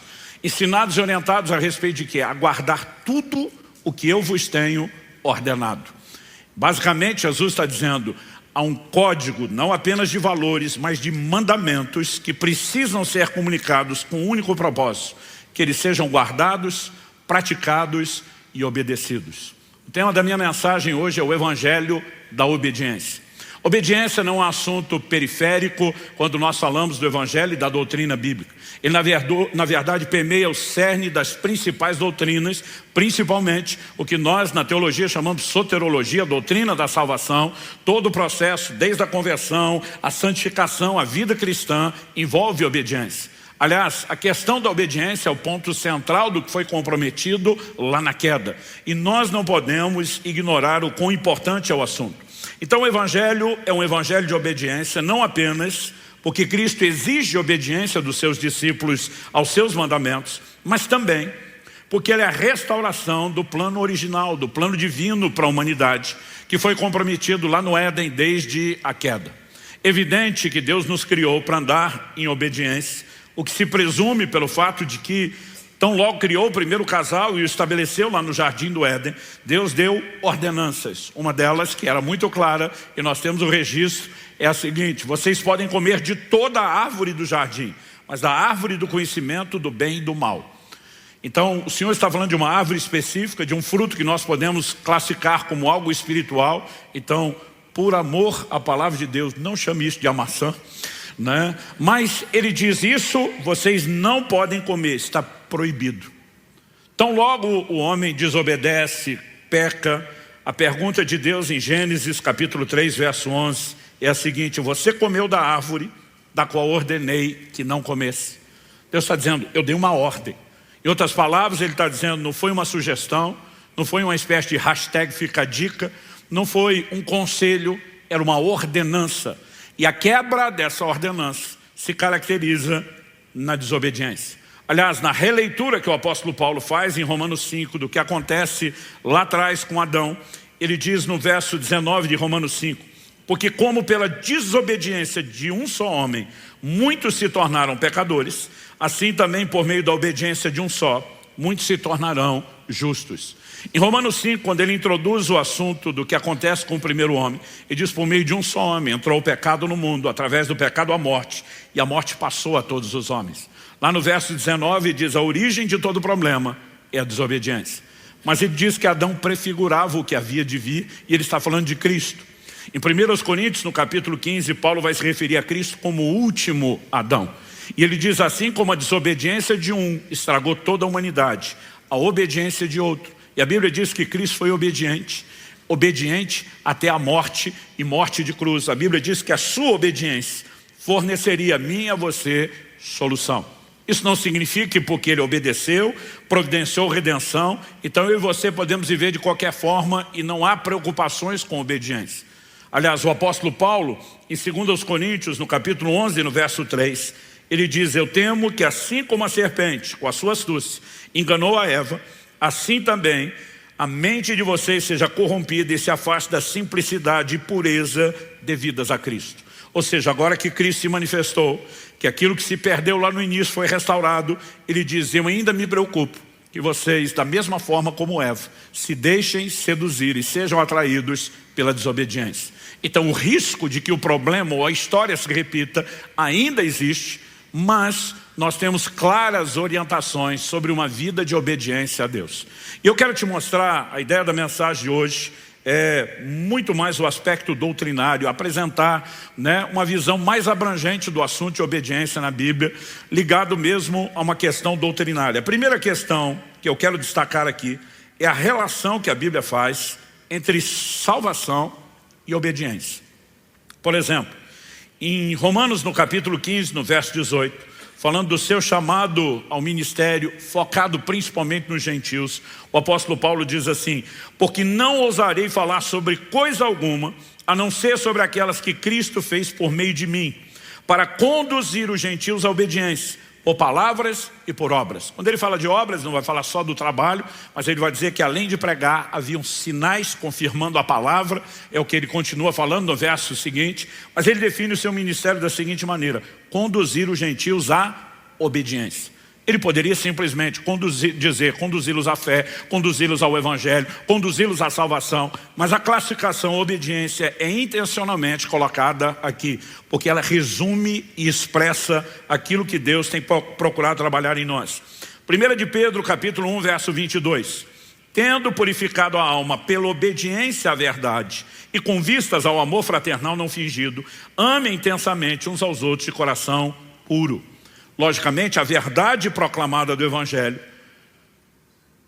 mas quando obedecida, tem trazido e gerado o que? A Bíblia diz, a purificação da alma. Em Romanos, no capítulo 10, no verso 16, o apóstolo Paulo diz, mas nem todos obedeceram ao Evangelho. Interessante que se você olhar os versículos anteriores, ele está falando sobre crer. Quando você olha o versículo posterior, ele diz, e assim a fé vem por ouvir e ouvir a palavra de Cristo. Mas no meio disso tudo, ele relaciona a obediência e diz, nem todos obedeceram ao Evangelho. Uma forma simples de entender isso é que antes da conversão, a classificação, o adjetivo que a Bíblia dá a mim e a você e a forma como vivemos, nós éramos chamados de filhos da desobediência.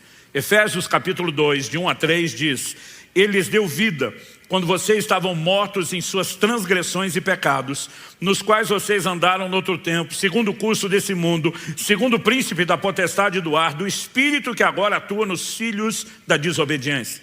Entre eles também nós todos andamos no passado, segundo as inclinações da nossa carne, fazendo a vontade da carne e dos pensamentos, e éramos por natureza filhos da ira, como também os demais. Paulo pontua que tínhamos um problema de natureza, daqui a pouco eu vou falar sobre isso. Ele mostra que essa condição de natureza nos levou a atender os desejos da nossa própria carne e andar em rebeldia contra Deus, mas satisfazendo a nossa vontade. Ele mostra que o espírito da potestade do ar, que atua nos filhos da desobediência, encontrava por essa forma rebelde livre acesso para influência e controle nas nossas vidas e nos classifica antes da conversão, não só como quem espiritualmente estava morto, mas a razão disso, filhos da desobediência. Ou seja, não importa a perspectiva que você olhe, sempre a Bíblia está relacionando o assunto de salvação com obediência. Por outro lado, depois da conversão, eu e você recebemos uma outra classificação na Escritura. Em 1 de Pedro, no capítulo 1, no verso 14, ele diz, como filhos da obediência, agora não mais da desobediência, mas como filhos da obediência, não vos amoldeis às paixões que tinhas anteriormente na vossa ignorância. Aliás, o que ele vai falar no verso seguinte, o 15 é, pelo contrário, segundo é santo aquele que o chamou, sede também vós santos em todo o vosso procedimento. E no verso 16 ele diz, porque está escrito, sede santos porque eu sou santo. Então Deus está dizendo, agora vocês são filhos da obediência. Qual é a ideia? Não se amoldem às paixões de antes, que os mantinham na desobediência. Pelo contrário, sigam crescendo em santificação, crescendo e aperfeiçoando a obediência de vocês. Quando olhamos para outras declarações da palavra de Deus, nós percebemos que a obediência entra naquilo que a gente pode chamar no cerne, no propósito pelo qual salvação é oferecida. Primeira epístola de Pedro, capítulo 1, verso 2, diz assim, eleitos segundo a presciência de Deus Pai, em santificação do Espírito, para a obediência e aspersão do sangue de Jesus. Então, a declaração é muito forte, porque ela carrega o indicativo de propósito. Para, Deus nos elegeu, somos eleitos. Ele explica que é segundo a presciência divina. Esse é outro assunto, não vou discutir aqui. Mas para quê? Para a obediência. Então, nós não podemos simplesmente ignorar o assunto da obediência, a sua importância, nem desconectá-lo da obra de salvação. Hebreus capítulo 5, verso 9 diz, e tendo sido aperfeiçoado, o texto está falando de Cristo e da obra de Cristo, tornou-se o autor da salvação eterna para todos os que lhe obedecem. Então Jesus é autor da salvação para quem? Para os que lhe obedecem. A relação que a palavra de Deus faz entre salvação e obediência, ela é inquestionável, ela é repetida, ela é enfática e essa recorrência nos mostra que ela sai do patamar de informação e vai para um outro terreno que nós chamaríamos de ênfase. Apesar de estar descarregando aqui uma overdose de versículos bíblicos, eu vou fazer isso até o fim. Acredite, não estamos sendo exaustivos, não estamos esgotando o assunto. Se você gastar tempo estudando a palavra de Deus e prestando atenção no assunto da obediência, você vai ficar impressionado e vai reconhecer que ele aparece mais do que talvez você tenha prestado atenção. Mas quando a gente fala dessa evidente e inquestionável relação bíblica entre obediência e salvação, isso deixa alguns confusos. Eu já fui questionado várias vezes por pessoas que dizem assim, mas nós não somos salvos pela fé? Eu digo sim, é o que a Bíblia diz. Efésios capítulo 2, verso 8, pela graça sois salvos mediante a fé. Vamos citar o 8 e o 9 junto. Isso não vem de vós, é um dom de Deus, não vem das obras, para que ninguém se glorie. A Bíblia diz que nós somos salvos pela fé, e a ênfase na fé para a salvação é inquestionável. Mas a mesma Bíblia faz uma relação entre fé e obediência. Não só entre fé e salvação, como vimos, mas entre fé e obediência. Em outras palavras, a obediência é uma expressão da própria fé. A carta de Paulo aos Romanos é considerado o maior tratado bíblico sobre justificação, fé, graça. E o apóstolo Paulo começa já nos primeiros versículos da abertura da carta e depois termina nos últimos versículos da mesma carta, usando uma expressão que ele repete no começo e no fim. A expressão é a obediência da fé.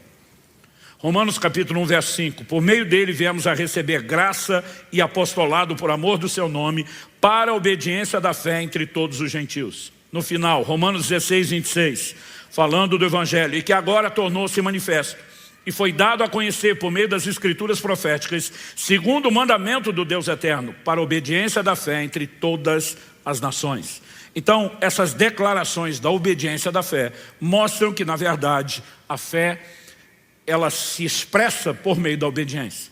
Então vamos considerar algumas coisas a respeito da fé. Sem elas, a gente pode dizer que a fé está incompleta. Primeiro, a fé tem uma confissão. Em Romanos 10, nos versículos 9 e 10, a Bíblia diz: se no teu coração creres que Deus ressuscitou a Jesus dentre os mortos, e com a tua boca confessares a Jesus como Senhor, serás salvo. No verso seguinte, o 10, Romanos 10, ele diz: porque com o coração se crê para a justiça, e com a boca se faz confissão acerca da salvação. Então a fé tem uma confissão. Não adianta apenas crer no coração. Jesus diz: todo o que me confessar diante dos homens, eu também o confessarei diante do meu Pai e dos anjos que estão nos céus. A fé tem uma confissão. Mas a fé também tem uma visão. Pastor, mas a fé não é a convicção do que não se vê com o olho natural. Mas ela tem a sua própria visão. Ela enxerga o que o olho natural não enxerga. Ela vê a materialização da declaração de Deus, da palavra de Deus. É por isso que Hebreus 11, 27 diz que Moisés ficou firme como quem vê o invisível. É por isso que Paulo, em 2 Coríntios 4, 18, diz: atentando, não naquilo que se vê, mas atentando. Atentar ali é fixar os olhos. Atentando naquilo que não se vê. É possível enxergar o que não se vê, sim, pelos olhos da fé, porque a fé tem uma visão. Mas a mesma fé que tem uma confissão e que tem uma visão, ela também tem obras. Tiago pontua isso com muita clareza. Se você puder, me acompanhe nesse texto. Ele é um pouquinho maior do que os textos que nós costumamos ler durante a mensagem. Tiago, capítulo 2, eu quero ler do verso 14 ao 24. Ele diz assim: meus irmãos, qual é o proveito se alguém disser que tem fé, mas não tiver obras? Será que essa fé pode salvá-lo? Ele está falando de uma fé que não é completa. E ele pergunta: será que essa fé pode salvá-lo? Verso 15. Se um irmão ou uma irmã estiverem com falta de roupa e necessitando do alimento diário, e um de vocês lhe disser: vão em paz, tratem de se aquecer e de se alimentar bem, mas não lhes dão o necessário para o corpo, qual o proveito disso? Assim também a fé, se não tiver obras, por si só está morta. Então preste atenção. Tiago não está falando de obras de caridade, embora a gente entenda que isso também é parte da vida cristã. Ele está dando um exemplo. Você olha para alguém que carece de comida e que carece de roupa para aquecer o corpo e diz: vão em paz, se aquentem, fique fato, não faz nada. Ele falou: isso não resolveu o problema de ninguém. Ou seja, você tem uma declaração bonita, mas inútil, que não produz resultado. Ele diz: da mesma forma é a fé sem obras. Ela tem a aparência de que funciona e tem solução, mas não funciona. Ele não está dizendo que as obras da fé são apenas aquecer pessoas ou dar de comer. Na verdade, ele vai apresentar obras que têm uma definição até um pouco diferente delas. Isso também é parte da vida cristã e eu não estou diminuindo. Mas é importante você entender que quando ele fala de aquecer o irmão ou de dar alimento, ele está dando uma ilustração e não a definição do que são as obras. Aí ele continua e diz o seguinte, verso 18. Mas alguém dirá: você tem fé e eu tenho obras. Mostre-me essa sua fé sem as obras, e eu com as obras lhe mostrarei a minha fé. Você crê que Deus é um só? Faz muito bem. Até os demônios creem e tremem. Ele está dizendo: tem fé que reconhece a existência de Deus, mas não te leva a se submeter a Ele. Os demônios estão em rebeldia contra Deus. Vamos continuar. Ele diz no verso 20: seu tolo, você quer ter certeza de que a fé sem obras é inútil? Por acaso não foi pelas obras que Abraão, nosso pai, foi justificado quando ofereceu seu filho Isaque sobre o altar? Você percebe que a fé operava juntamente com as suas obras e que foi pelas obras que a fé se consumou. E se cumpriu a escritura que diz: Abraão creu em Deus, isso lhe foi atribuído para a justiça, e ele foi chamado amigo de Deus. Assim vocês percebem que uma pessoa é justificada pelas obras e não somente pela fé. Eu estou lendo esse texto todo de Tiago porque esse texto de Tiago tem trazido dificuldade para algumas pessoas. Entre elas, vamos botar o ilustre Martinho Lutero, um dos ícones da reforma protestante. Alguém que ataca o sistema da sua época, dizendo que conversa é essa de vender indulgência para perdão de pecados, de declarar que as obras são meritórias para a salvação. A Bíblia diz que a salvação é pela graça, é mediante a fé. E nesse processo da reforma, ele foi um dos cabeças que levantou essa bandeira e bateu firme nisso.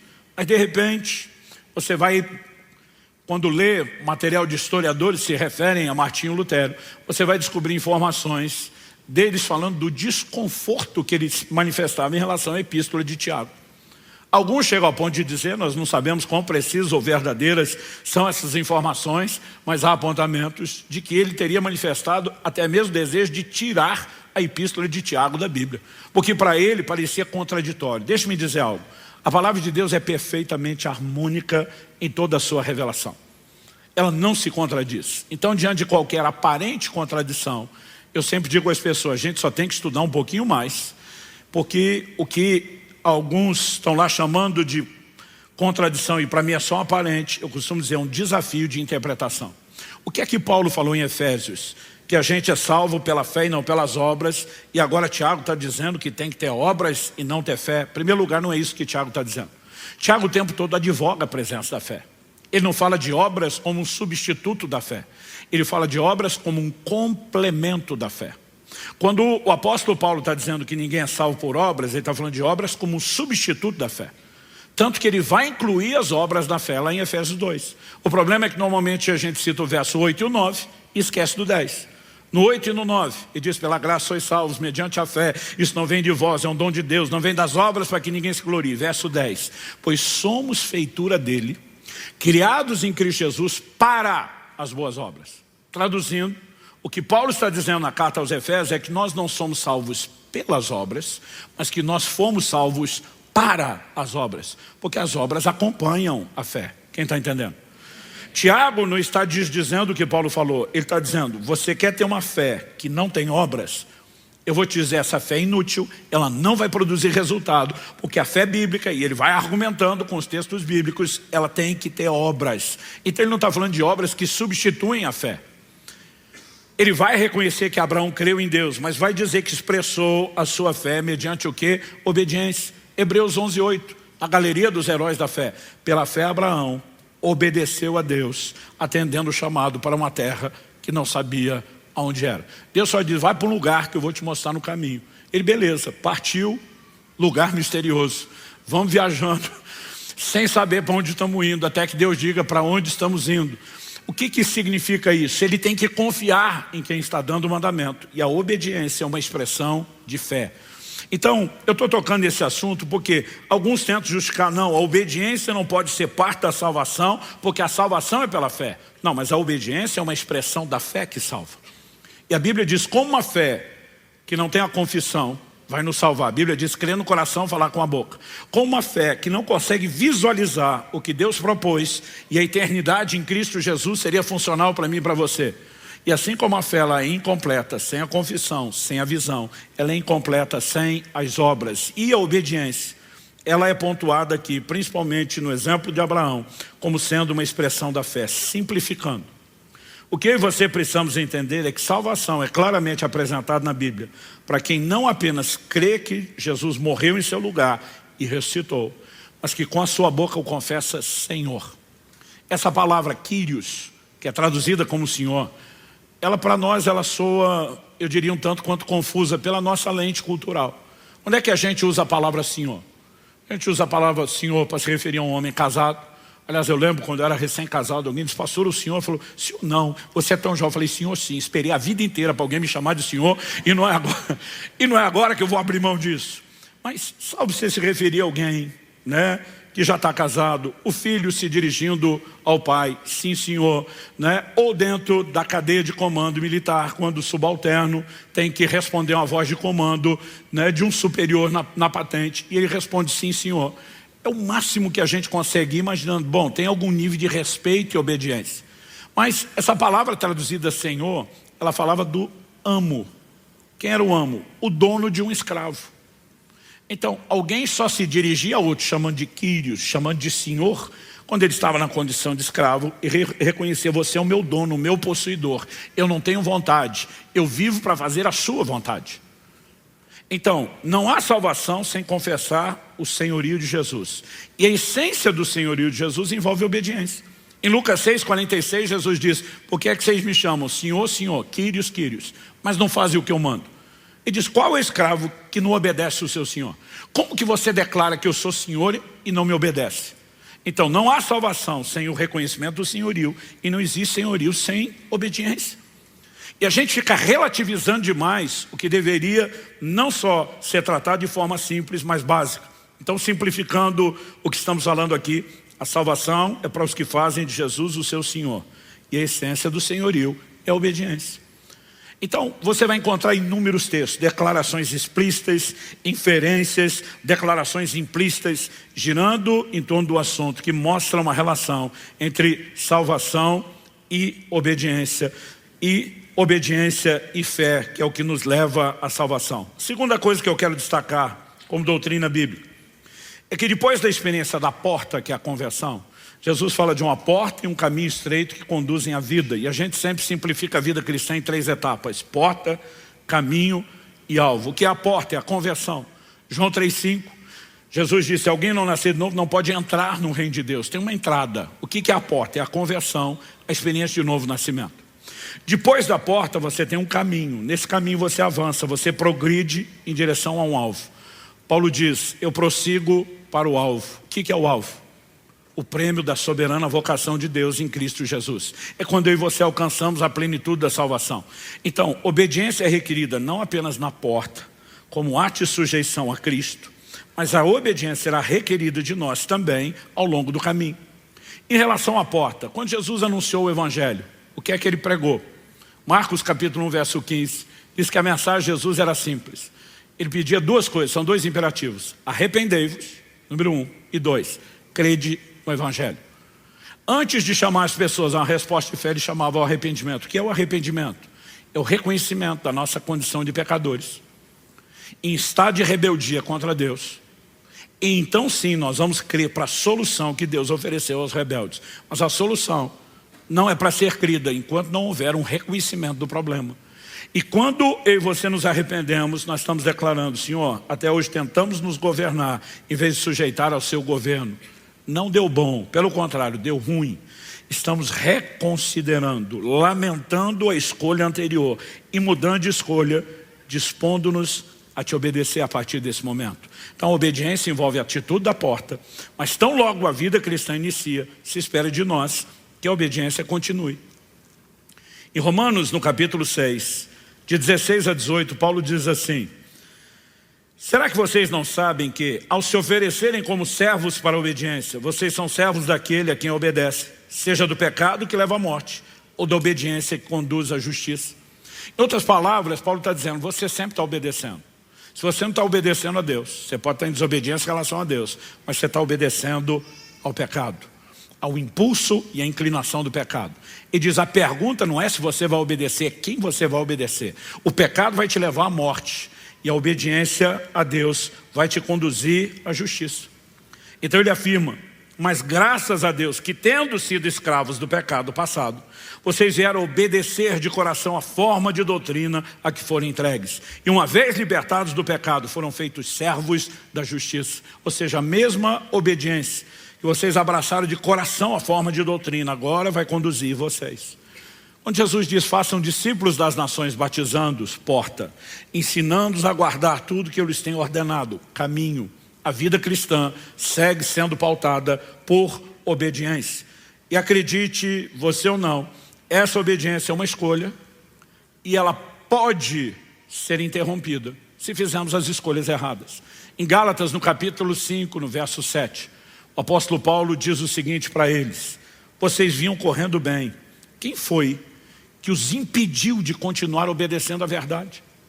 Então significa que alguém que passou pela porta em obediência e começou a trilhar um caminho em obediência, em algum momento, assim como Paulo sinalizou o temor de que